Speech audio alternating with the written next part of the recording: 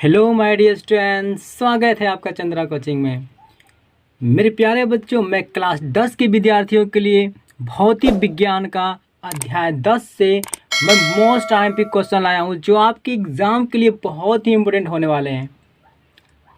मेरे प्यारे बच्चों, मैं इस वीडियो में आज आप लोगों को प्रकाश प्रवर्तन एवं अपवर्तन के जो न्यूमेरिकल क्वेश्चन आते हैं मैं आज उनको बताऊँगा।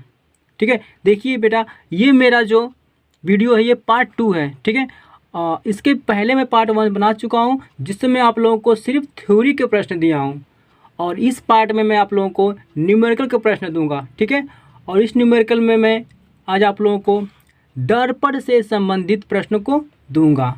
ओके, जो इसमें जो प्रश्न बेटा लिखा हूँ ना वो आपके एग्ज़ाम में ना बहुत ही बार पूछे गए हैं और बहुत ही ज़्यादा मोस्ट आईएमपी हैं।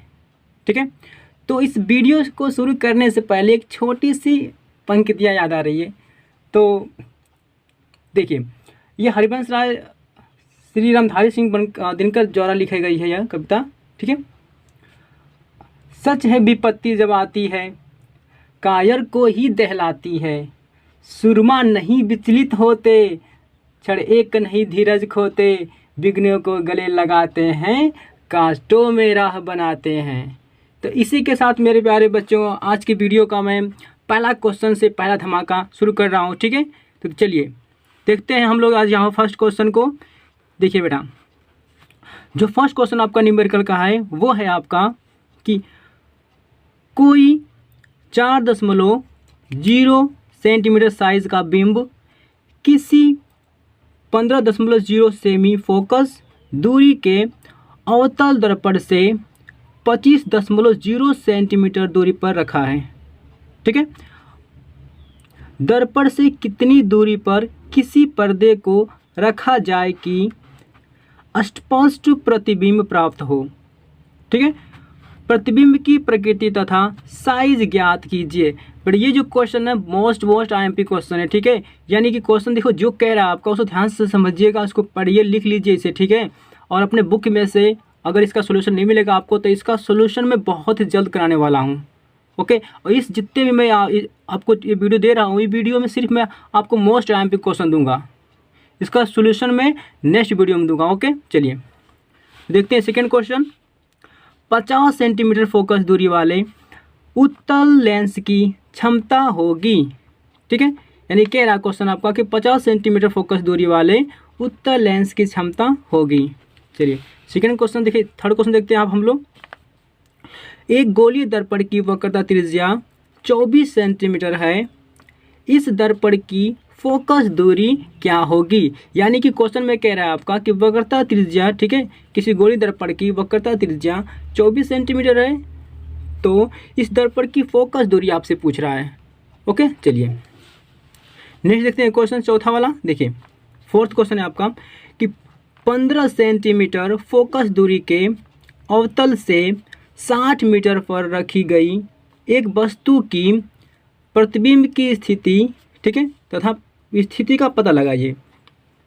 आपसे क्वेश्चन में कह रहा है कि 15 सेंटीमीटर फोकस दूरी के, ठीक है, अवतल दर्पण से, यानी कोई अवतल दर्पण है आपका, उसके अवतल दर्पण से जो फोकस दूरी है ना कितनी है, 15 सेंटीमीटर दूरी पर रखा गया है वस्तु को।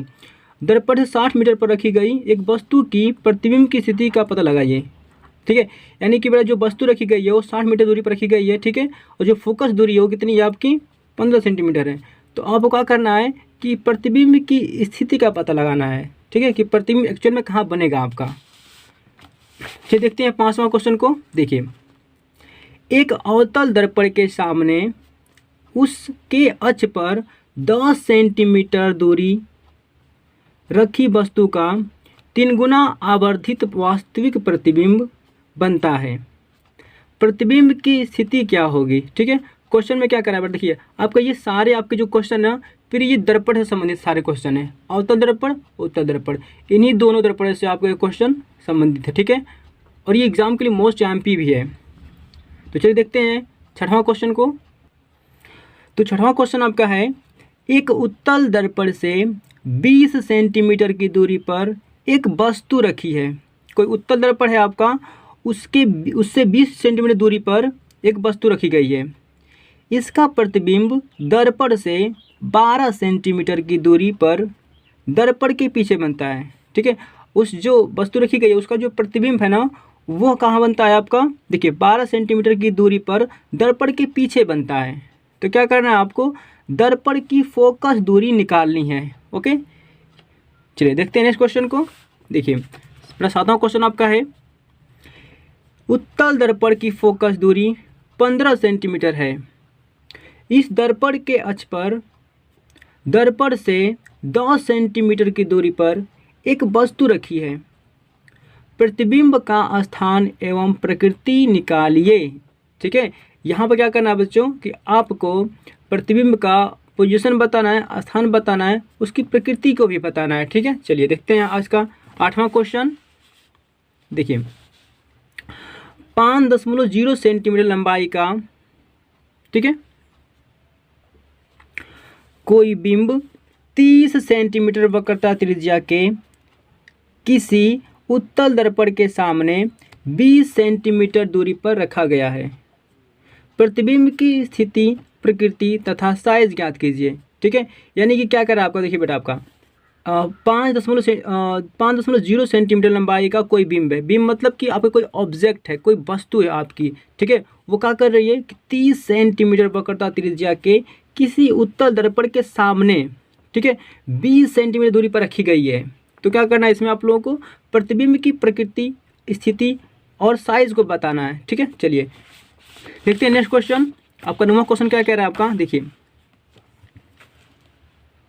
ओके, देखिए यदि उत्तल दर्पण की वक्रता त्रिज्या 30 सेंटीमीटर है तो इसका फोकस दूरी ज्ञात कीजिए।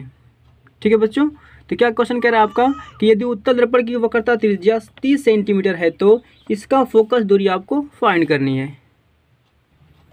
इस वीडियो का लास्ट क्वेश्चन, एक उत्तल दर्पण की फोकस दूरी निकालें जिसकी वक्रता त्रिज्या 36 सेंटीमीटर है। ठीक है, क्या करना है बच्चों कि एक उत्तल दर्पण की फोकस दूरी निकालनी है आपको। ठीक है, फोकस दूरी को फाइंड करनी है जिसकी वक्रता त्रिज्या 36 सेंटीमीटर है। तो ये क्वेश्चन इस वीडियो का लास्ट था। तो मुझे पूरा आशा होगा कि ये सारे क्वेश्चन आपको समझ में अच्छी तरह से आया होगा और इस क्वेश्चन को आप लिख लीजिए, इसको क्वेश्चन को लगाने का प्रयास करिए, क्योंकि जितने भी क्वेश्चन मैं दिया हूँ आपको ये सारे बोर्ड एग्जाम में आए हुए हैं और बहुत ही मोस्ट IMP क्वेश्चन है। ठीक है, तो यहीं पर इस वीडियो को हम समाप्त करते हैं। मिलते हैं आपसे नेक्स्ट वीडियो में। आज के लिए बस इतना ही। Thank you.